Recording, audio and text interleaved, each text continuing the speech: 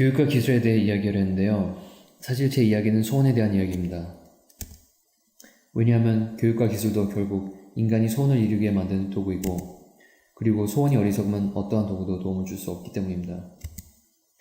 현실 속에서 드래어볼이나 용신은 컴퓨터와 고급 두뇌가 아닐까 생각하는데요.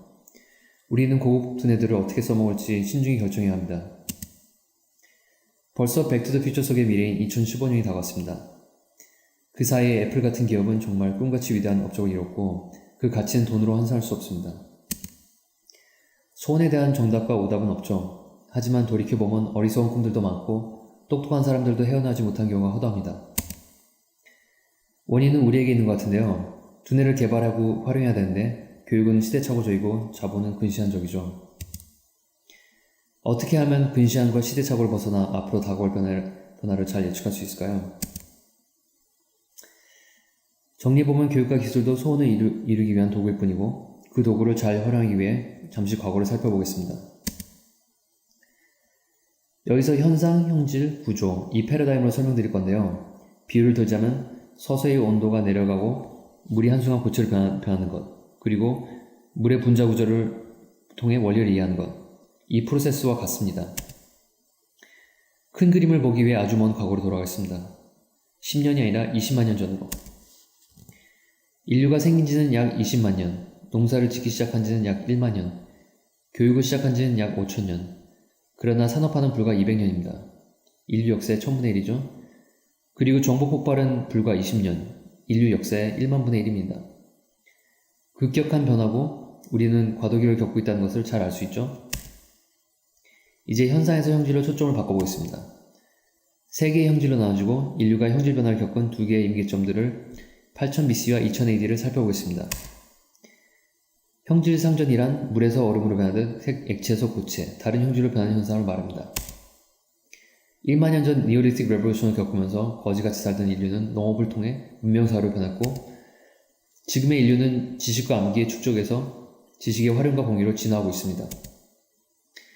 증거는 임계점 전후의 급격한 변화를 알 수 있는데요. 평방 음식물량이나 인구당 정보량은 급격하게 변했습니다. 구조를 통해 원리를 이해해 보겠습니다. 우리는 생산의 요소를 토지, 노동, 자본으로 알고 있는데요. 지식 생산의 요소는 매체, 개체, 재구성으로 볼 수 있습니다. 매체를 통해 지식을 전달하고 개체가 지식을 재구성하죠. 중세시대 채광권 가격은 오늘날 수용차 한 대 가격과 비슷했습니다. 오늘날 매체는 매우 저렴해졌고 어느 시대보다 많은 인간들이 살고 있습니다. 누구든지 어디서나 나이와 배경에 상관없이 위대한 결과를 만들 수 있는 시대입니다. 구성 요소들의 변화가 형질 변화를 일으켰습니다. 이제 변화와 적응 패턴을 살펴보겠습니다. 변화에 적응 못하면 멸종하죠. 그럼 기술을 쓰는 사람들을 상대로 경쟁해야 되고 나아가서는 기계까지 상대로 경쟁해야 되는 미래가 오나요? 우리가 추구하는 가치가 바뀌지 않으면 충분히 그렇게 될 수 있습니다. 산업사회의 구호는 다음과 같습니다. 산업화와 경쟁을 통해 더 싸게, 더 많이. 기술을 가진 쪽, 그리고 기계들이 절대적으로 유리하죠. 그러나 지식사회는 다른 가능성을 제시해줍니다. 정보통신과 연결을 통해 필요한 만큼만 협력적으로. 예를 들자면 어떻게 다른 사람 머릿속에 들어있는 지식을 유용하게 연결시켜 모두에게 이로운 결과를 만들어내는가. 그리고 보면 우리나라는 유리한 점들이 참 많습니다. 하지만 한국은 협력사회를 건조한 사회일까요? 한국은 지식이 쌓여가는 사회일까요? 아니면 밑빠진 독일까요? 최근 몇 년간 여러 위기들이 휩쓸고 지나갔는데요. 우리는 답답해하고 그때마다 극단적인 대응과 대립구도를 치닫는 현상을 셀 수 없이 반복했습니다. 이 취약점이 지식사회로 진화하는데 걸림돌이 될 수가 있습니다. 교육을 통한 취약점 보완, 저도 잘 모르겠고요. 이 부분은 여러분께 답을 여쭤보고 싶습니다. 마지막으로 케이스 스터디는 시간상 생략하고 마무리로 넘어가겠습니다.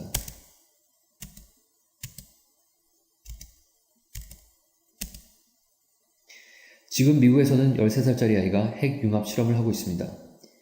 이 친구에게 아이돌은 가수나 연기자가 아니라 실제로 미래를 바꾸는 또래 아이들입니다.